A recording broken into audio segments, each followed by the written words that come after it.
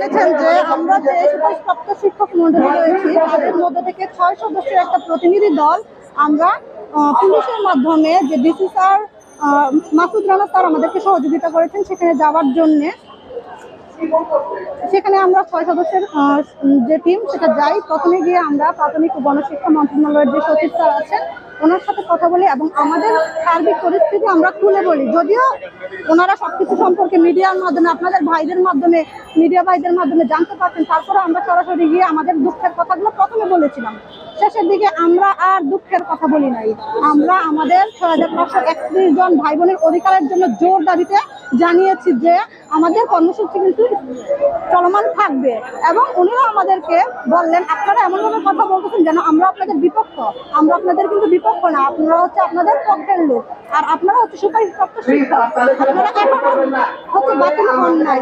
এমন অনেক রেজাল্ট রয়েছে, যেমন ফাঁসির আসামিও হচ্ছে গিয়ে হাইকোর্টে ফাঁসি পেলেও আপিলে গিয়ে উনি হচ্ছে গিয়ে মামলা খালাস হয়ে যায়। আর এখানে রাষ্ট্র হারার বিষয় নয়, আপনাদেরকে রাষ্ট্র সুপারিশপ্রাপ্ত করেছে, আপনারা 6531 জনের মধ্যে একজনও বাদ যাবেন না, উনি এটাই বলেছেন। কিন্তু মূল দাবিটা কি ছিল? আমাদেরকে অতি দ্রুত আজকের মধ্যেই যোগদান দিয়ে দেখ আমরা বাড়িতে ফিরে যাই। কারণ আপনারা ইতিমধ্যে জেনে থাকবেন যে একই নিয়োগে প্রথম এবং দ্বিতীয় ধাপ অলরেডি, প্রথম ধাপ 1 বছর ধরে এবং দ্বিতীয় ধাপ 8 মাস ধরে চাকরি করছে।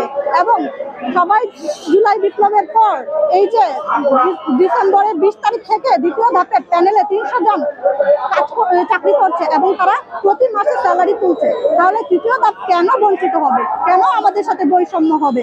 কিন্তু তারপর পরবর্তীতে আমরা বিধান রঞ্জন রায় স্যার, যিনি হচ্ছে গিয়ে প্রাথমিক ও গণশিক্ষা মন্ত্রণালয়ের প্রধান উপদেষ্টা, ওনার সাথে দেখা করি এবং উনিও সেই একই বিষয়ে আমাদেরকে আশ্বস্ত করেছেন। আমরা আর আশা মানব না, ওনারা বারে বারে একই বিষয় বলেছেন। কি কর্মসূচি সামনের দিনে করতে যাচ্ছে? ওনারা বারে বারে একই বিষয় আমাদেরকে বলেছেন যে এই বিষয়টা এখন আদালতেরই বিষয়, আদালতে চলে গিয়েছে এবং আমরা সর্বোচ্চ চেষ্টা করবো। কারণ আপনারা আমাদের লোক, আমরা আপনাদের কিছু হলে সেটা হচ্ছে আমাদের জন্য এটা নিন্দনীয়। প্রাথমিক ধাপটাই পুরা, তৃতীয় ধাপটা যে এইভাবে হলো, কলঙ্কিত হলো, এটার জন্য আমরাও তখন প্রশ্নবিদ্ধ হয়ে যাব। তাই আমরা আমাদের সর্বোচ্চ দিয়েই চেষ্টা করব।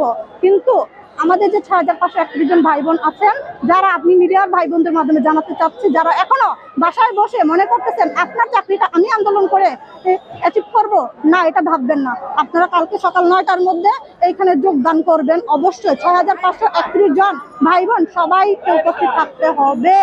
আর আমরা যতদিন না পর্যন্ত নিয়োগপত্র অনলাইনে ছাড়া হচ্ছে ততদিন পর্যন্ত আমরা রাজপথ ছাড়বো না। আমাদের ফাইনাল কর্মসূচি একটু পরে ঘোষণা করা হবে সবার সাথে মতামত নিয়ে। ধন্যবাদ।